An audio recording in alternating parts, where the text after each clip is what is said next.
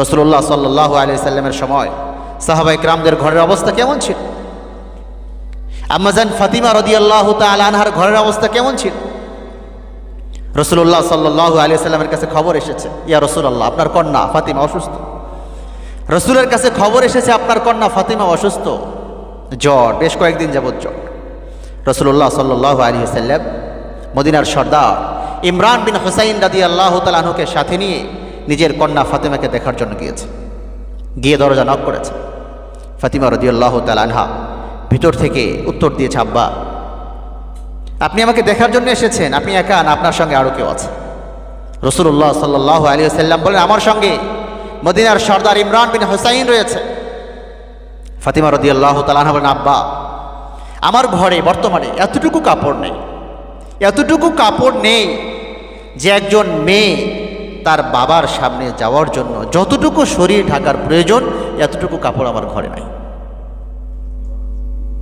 কি পরিমাণ কষ্ট করেছে রাসূলুল্লাহ সাল্লাল্লাহু আলাইহি সাল্লাম।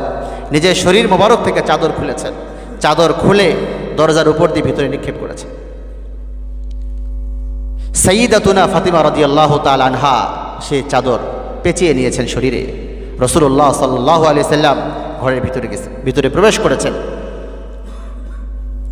রাসূল যখন কে পাশে বসেছেন ফাতিমাকে কাছে বসিয়ে ফাতিমার মাথা রাসূলের কাঁধে রেখে রাসূলও কাঁদতেছেন, ফাতিমাও কাঁদতেছেন।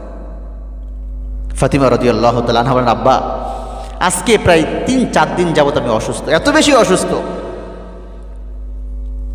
আমি ওষুধ খাবো, আমার ঘরে কোনো পয়সা দূরের কথা, একটা ফুটা পয়সাও নাই যেই পয়সা দিয়ে আমি ওষুধ ক্রয় করে ওষুধ খেয়ে সুস্থতা নিয়ে আসবো, এত বেশি অসুস্থ।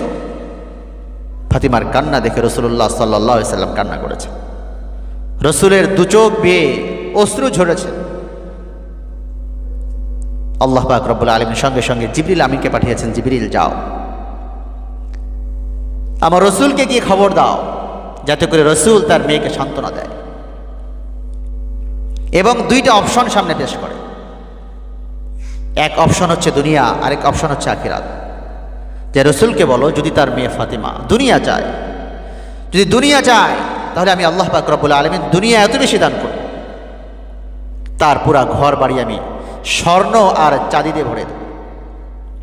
আর যদি আখিরাত চায় তাহলে তাকে বলো, যদি আখিরাত চায় তাহলে আমি ফাতেমাকে জান্নাতের সমস্ত রমণীদের সর্দারনি বানিয়ে দেব। যে দুনিয়া চায় স্বর্ণ চাঁদি দিয়ে দুনিয়া ভরে দিব, আর যদি আখিরাত চায় তাহলে আমি তাকে আখিরাতে সমস্ত রমণীদের সর্দারনি বানিয়ে দেব। রাসূলুল্লাহ সাল্লাল্লাহু আলাইহি সাল্লাম তার মেয়ের সামনে পেশ করেছেন, কোনটা চাও, দুনিয়া চাও না আখিরাত চাও? বলে, বাবা, দুনিয়া দিয়ে কি করব, কয়দিন বাস, দুনিয়া দিয়ে কি হবে, দুনিয়ার দরকার নাই, এবার আমি আখিরাত চাই। আল্লাহ পাক রব্বুল আলামিন কবুল করেছেন মঞ্জুর। সাইয়্যিদাতুনা ফাতিমা যাহরা রাদিয়াল্লাহু তাআলা আনহা জান্নাতের সমস্ত রমণীদের সর্দারনি হিসেবে আল্লাহ তাআলা কবুল করে নিয়েছে।